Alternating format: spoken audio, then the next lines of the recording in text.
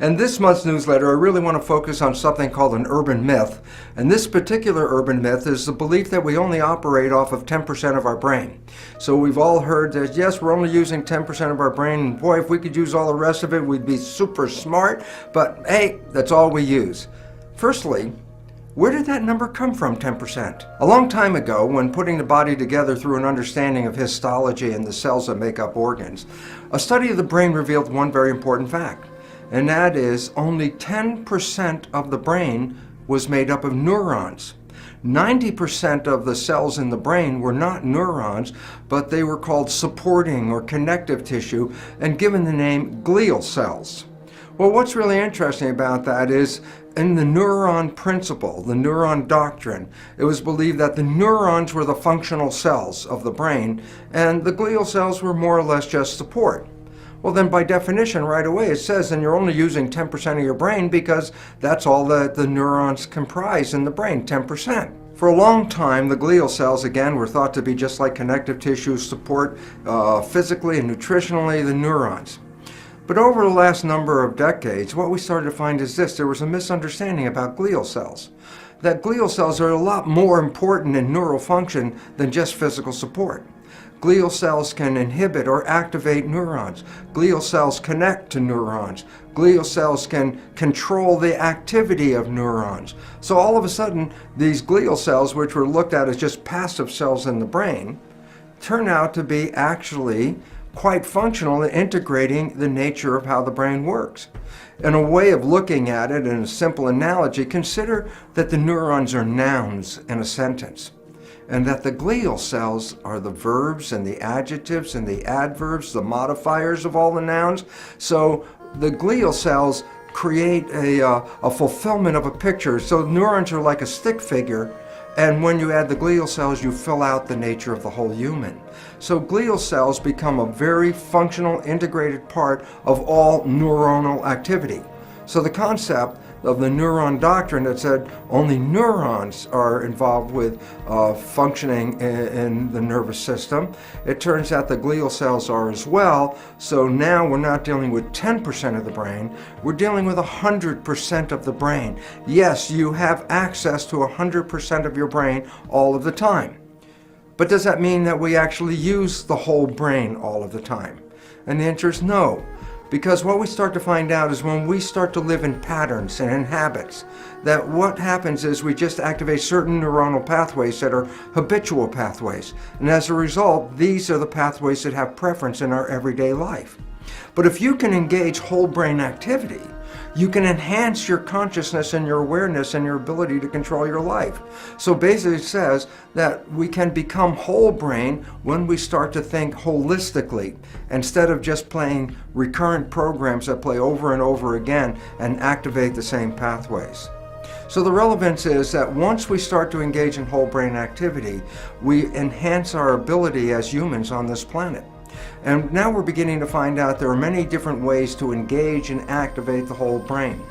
Some of them involve simple exercises such as something called brain gym. And brain gym is a very interesting exercise of the body and the nervous system integration in this way. My right hand is controlled by my left hemisphere. My left hand is controlled by my right hemisphere. But here's an interesting story. If my right hand, controlled by my left hemisphere, crosses the midline, then it simultaneously gets picked up by the other hemisphere because now it's in that territory as well. So when you cross your arms and when you cross your legs, what you're doing is causing the right and the left hemispheres to work together in harmony. When we are activating brain synchronization, where right and left hemispheres are engaged together simultaneously, it activates something like superlearning. With both hemispheres working together, we have much more superior characteristics of neural function. However, after age 7 and 8, we start to express what is called brain dominance, meaning during the day, we don't have synchronization of both hemispheres. During the day, it's like a wave form. Sometimes we're more in the left hemisphere, sometimes we're more in the right, then it comes back to the left and back to the right, so that we're cycling through one hemisphere at a time. This is called brain dominance, where one hemisphere is dominant over the other hemisphere. Well, the relevance about that is integrating our lives is very difficult in brain dominance for a simple reason. As been suggested, our left hemisphere is based on logic and details. Our right hemisphere is actually associated with emotions and wholeness. And this becomes very important because if you're only looking with your left hemisphere, then all the logic things make sense, but there's no emotional component to it. And reverse, if you're in the right hemisphere, you get emotionally tied up, but the logic drops out. Well, this happens to us ever since the time we were 8 through our adult life. If you can get both hemispheres to be in sync, hemisync, then you're engaging logic and emotions at the same time.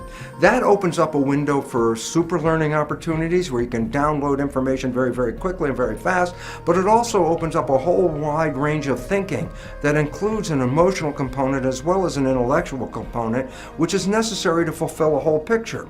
So if you're operating from brain dominance, you're actually shutting off one component of your nervous system at that time.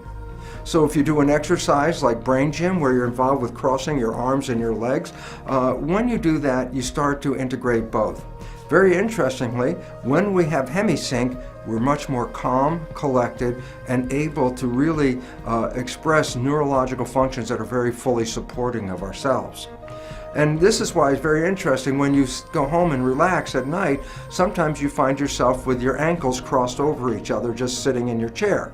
Without even knowing what you're doing, by crossing your ankles, you're actually engaging a whole brain process.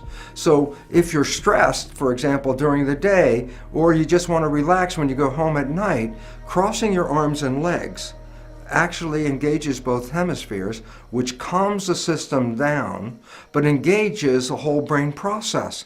So you become much more effective in your relaxed state.